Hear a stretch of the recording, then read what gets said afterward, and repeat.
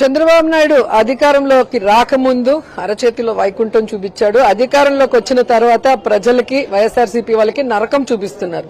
Red book రాజ్యాంగం అంటూ ఈ రోజు తప్పుడు కేసులతో ఏ విధంగా రాష్ట్రంలో వాళ్ళు చేసింది మూడు అరాచకాలు, అప్పులు, అక్రమ కేసులు.